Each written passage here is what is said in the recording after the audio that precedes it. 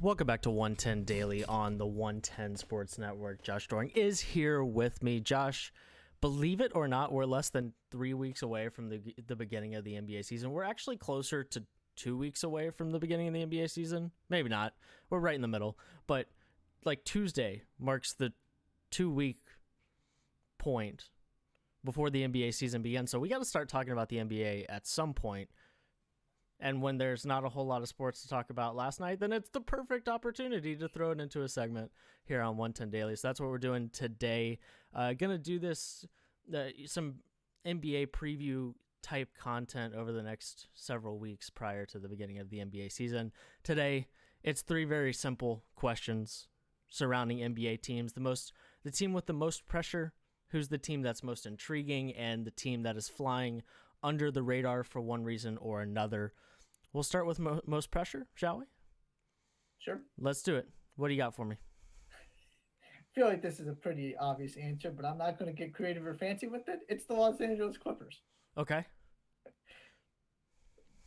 For a couple different reasons. One, the long-term ramifications of this season with the fact that Kawhi Leonard and Paul George can walk. Yep. This is not just about you need to be better than last season, make up for what happened in the playoffs, and you're expected to compete for a championship. And it's sort of a championship or bust mentality with everything they gave up to get Paul George to then also secure Kawhi Leonard. Mm-hmm. You also need to make sure that these guys are happy, or else you gave up all of that for 2 seasons that were ultimately unsuccessful, and they're gone, and you have nothing to show for it. Then you've got the fact that these chemistry issues and everything that went wrong last season is now wide out in the open for everybody to see, public knowledge at this point. Not every detail, but enough details are out there that it is no secret how dysfunctional that team was. And by severing ties with Doc Rivers, you basically made him the problem, or the scapegoat, or whatever phrase you want to use, which means that these players now have to prove that they are capable of making the necessary changes. And obviously, it's much easier to change the coach than the players. You're not giving up on Paul George and Kawhi Leonard after 1 season. Sure. But that's sort of the narrative and the message you're sending, is that we just need to get a new coach in there. Everything else is suggesting otherwise. So one of those 2 things has to give. Either this was completely unfair to Doc Rivers, or Doc Rivers was contributing to this problem that Ty Lue is going to be able to fix, like we talked about yesterday.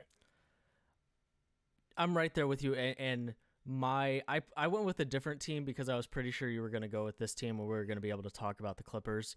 I think this team got better, at least when you look at what the biggest holes they needed to fill were, and most importantly, that was size, not name Zubac. That was the most important thing to address here. They go and get Serge Ibaka, who's a veteran. He's a guy who's going to be a positive voice in that locker room, which is a good thing. Especially, we talked about on the show yesterday about the Athletic article written about how horrible Kawhi Leonard and Paul George were to their teammates last year. So they bring a guy like Ibaka in to help in the locker room and to also fill a need on the court. Right, of course, you don't have Montrezl Harrell there anymore, but you bring in Luke Kennard. You still have Pat Beverly, Lou Williams, Daniel Oturu, the Minnesota rookie, coming off the bench. There are good. They did good things. Of course, it only matters what they put on the floor, because while I say that they've got some good pieces around them, this is just not a good basketball team if they're not there, right? It's not like they have. I mean, Oturu could be in the NBA for a long time, but as sort of an impact big on the defensive end, he's not your future, is what I'm saying. And Luke Kennard, at least, isn't the center of a good future. Kennard, a very respectable player that I think will fit nicely with Paul George and Kawhi Leonard, knocking down shots. But you're right. If they've given up their future for essentially nothing, if they aren't able to re-sign these guys, or don't win a championship at some point with these guys, right? I mean, that's what we're talking about here, is that you have to win a championship at some point while these guys are here for this to have been worth it. It's just that simple, and it's hard to argue that any team has as much pressure as that on their backs.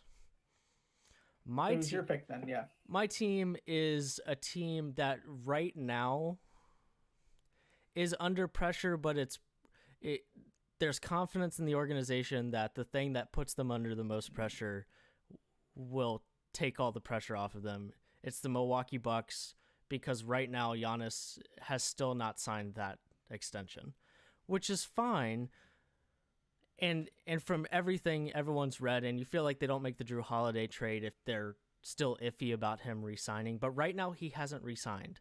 And the closer you get to the NBA season, the closer you get to games actually being played on the floor, and the closer you get to the Bucks getting off to a bad start, hopefully not, or the closer you get to Jrue Holiday being injured again and him not being able to stay on the floor, whatever it might be, the closer you get to Giannis potentially having chances to say, you know what, I don't want to be here anymore. And the Bucks just gave up way too much for Jrue Holiday and didn't get Giannis's services for the next 7 years in return. So right now, I think the Bucks absolutely have a lot of pressure on them. Even if the pressure is just come to that agreement with Giannis. Just do it. Get it done. Even if it doesn't really have anything to do with things that are happening on the floor.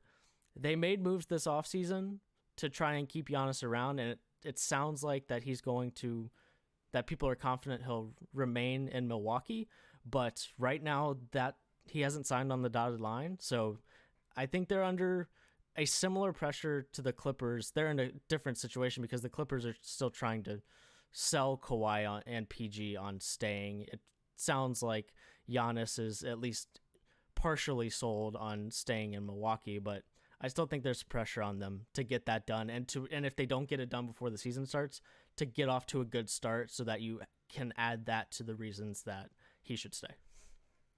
Yeah, I believe it's December 21st is the deadline for the Supermax. Yep, day before the season. Right. Either you're going to have clarity before this thing starts, or you're going to have to build on the circumstances of this season and, hopefully things go well and it convinces if he's going to take this thing all the way to the end. Right. But that is not a position you want to be in. You make that Jrue Holiday trade so that this is settled here and now, and that you go into the season knowing that he's committed to you long-term and he signed that Supermax. So that right when you started talking, I figured that was where you were going. Yeah, it's a very tense but optimistic situation at the same time right now. And also just like Budenholzer's under pressure regardless of if Giannis signs or not, right? And I think Giannis is under pressure whether Giannis signs or not. Right. They got some questions to answer about their playoff performance. Right. Of course, a lot of the pressure is lifted if Giannis signs that Supermax, of course. But there are still, I still have questions about Giannis being able to lead a team through the playoffs because he hasn't done it yet. At least the narrative around the Bucks is that they've underachieved the last two playoffs. That's indisputable. Budenholzer, especially in the bubble playoffs, was under a lot of heat for some of his decisions as a coach and just some of his lack of common sense decisions as a coach, as simple as not playing Giannis as much as you should when you absolutely have to win a game in the second round of the Eastern Conference Finals. Those are things they have to prove as well. So to a certain extent, they're going to be under pressure all season and will continue to be under pressure until they get this playoff monkey off their back in a way that they haven't yet. But with that right now you also add on the fact that Giannis hasn't signed that extension yet. Your most intriguing team? The Atlanta Hawks. Oh, that's a good one. Are they going to be really good? No. Am I really excited to watch them? Yes. Yeah, that's fair. This collection of players is fascinating to me when you bring in Danilo Gallinari and Bogdan Bogdanovic to give Trae Young some shooting, to give him some help with all these young pieces that they're collecting with these draft picks. And so they're in this weird spot where they're sort of what the Phoenix Suns were. They're going to be fun to watch They may or may not be good. They're not going to be great. They're nowhere near winning a championship. But you look at it and you go, well, if they can convince a star to come in there and partner with Trae Young, then all of a sudden you're onto something. Mm-hmm. So I'm really curious to see, can some of these players develop into the pieces that you could then use to lure somebody or get somebody in a trade? They've taken that next step to where this is an intriguing group of players. And they did what they could to build a better roster. They used all their money in free agency because nobody else was going to spend, so they snatched up all the good free agents. Yep. But this is a situation Trae Young hasn't been in yet. They should make the playoffs. They're probably the 8th or 9th best team in the East, but they should be there. Mm-hmm. So what does that look like seeing him in the postseason? Can he deliver on those expectations? I just think this is going to be a really fun team to watch, and one of those teams I'm irrationally excited about that ultimately is not going to really factor into this season's NBA. Mm-hmm. But I do think there can be ramifications down the road that they might be onto something if they can get the next set of moves right. Yep. It's one of those teams that, there's part of me that's like, guys, chill. Like you'll get there eventually, right? Like, you're spending all this money to go be the 8th best team in the East. And I understand the allure. I promise you. I get it. The Hawks have been, they had in the middle of the last decade, they had that moment in the sun with Jeff Teague and Paul Millsaps and that core.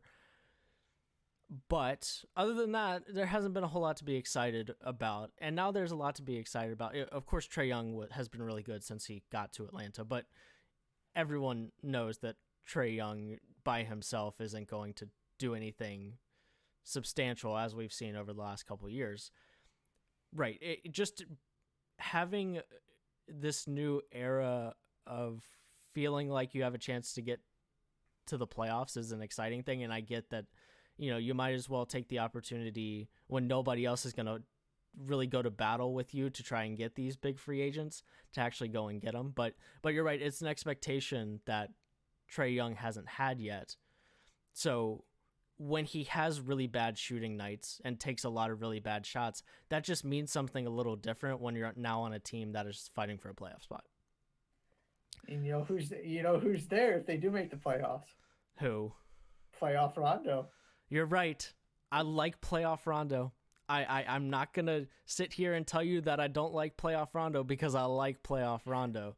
But, and I think, do I love the idea of Rondo being there to be visibly going through the motions in the regular season with Trae Young? Probably not. But if I had to pick somebody who, another point guard to teach Trae Young how to win in the playoffs and how to prepare for the playoffs and how to be trending upwards for the playoffs, Rondo's pretty high on that list. And if nothing else, he's a veteran guard who's won championships before, multiple now. So he knows whether or not you like Rondo, Rondo's been a winner in the NBA, and hopefully he's happy in that situation, because the last thing you need for Trae Young is to see Rondo be indignant all regular season and then the Hawks miss the playoffs. Who's your intriguing team? The Dallas Mavericks. Fair. Yeah. Prior to the 2019-20 season, the Denver Nuggets had my favorite roster. Just everybody up and down that roster I just found really interesting. This year it's the Mavericks. Let me read you their roster. Josh Green, Maxi Kleber, Tyrell Terry, Tim Hardaway Jr., J.J. Barea, Dorian Finney-Smith, James Johnson, Trey Burke, Kristaps, Josh Richardson, Willie Cauley-Stein, Luka Doncic, Boban, Jalen Brunson, Freddie Gillespie, Tyler Bay, Dwight Powell. They just got a ton of dudes. That is an awesome roster that they have right now. And we've talked about this on our podcast, but they addressed their biggest issues, and they did it, and then were able to replace Seth Curry. At least they went and got a guy in the draft in Tyrell Terry that you feel like could be that replacement in terms of spark scoring, shooting off the ball with Luka knocking down shots, because that could be where you're a little more worried because you don't have a shooter like Seth, but you brought in a shooter like Tyrell Terry, and it's not like the defensive guys you brought in like Josh Richardson are slouches on the 3-point line. Like, you have to respect them, but they brought in guys that can defend the best player on the other team. Josh Richardson, I think Josh Green will get to that point, the rookie out of Arizona. Of course, you're not going to rely on him to guard Kawhi in a playoff series this year. At least you'd like to not to have to do that. But I think at some point it's a fair thing to predict that they might be able to. Their defense absolutely got better. You still have shooters around them. They're deep. I like this team a lot. They're intriguing because I don't know exactly how good they are relative to the West. Like, they were 7th last year. They were clearly, the 8th seed was being fought for 133 games behind the Mavericks. How much better are they this year when there were a lot of teams that got better, when there were teams that were added to the equation, like the Phoenix Suns? I think the Mavericks will be better than the Suns this year, but how much do they jump? Do they jump from 7th to 4th, or just 7th to 6th, or do they absolutely explode and go from 7th to 2nd? How is it going to work out? It's intriguing, but the foundation of this is that I just find this roster really interesting, basically from top to bottom. Terry and Bay were two of my favorite players in this draft in terms of value picks later on. Yep. Yeah, I'm a huge fan of that roster too. I echo everything you said. Thank you. We're a little over time, so quickly give me your under the radar team. Toronto Raptors. I went with a different Eastern Conference team, but I almost went with them. Refuse to doubt this team with Fred VanVleet back. Now, the interior is not as good without Serge Ibaka and Marc Gasol, but I just trust this organization, this franchise, Masai Ujiri. They're just kind of one of those teams in the East, but I learned not to doubt them last season. Yeah, I almost went with them for that exact reason. I instead went with the Heat, just because they haven't changed a whole lot, right? And, I mean, they get Precious Achiuwa, which I think is one of the best fits in the draft. I mean, this is the team that just went to the finals. Will they probably go to the finals again this year? No. But this is a team that is clearly, I think, is definitely better than the 5 seed they were last year. But that doesn't necessarily mean they won't be a 5 seed again, just because of how deep the East is and the fact that you add the Nets into the conversation of trying to get home court advantage in the playoffs. But they didn't change a lot. But you still have Jimmy Butler. You still have Bam. You signed him to that extension. Duncan Robinson, Tyler Hero, Goran Dragic. Especially if Robinson and Tyler Hero take another slight step forward, Bam continues to be awesome. Precious is good, as that defensive stopper in the second unit. They add Avery Bradley, which I think is just cool, if anything else. Right, but this is a team that just went to the finals, and because of everything else that is happening, they're just not being talked about a whole lot, and just quietly going about their business, and they'll quietly be good again next season, because they clearly have the roster to do that, and of course led by Jimmy Butler. There you have it. Coming up next, we'll do Humor Me Please, and then after that, we'll add Chris Brown to the show and talk about the weekend and Christmas songs. That's all coming up next. 110 Daily on the 110 Sports Network.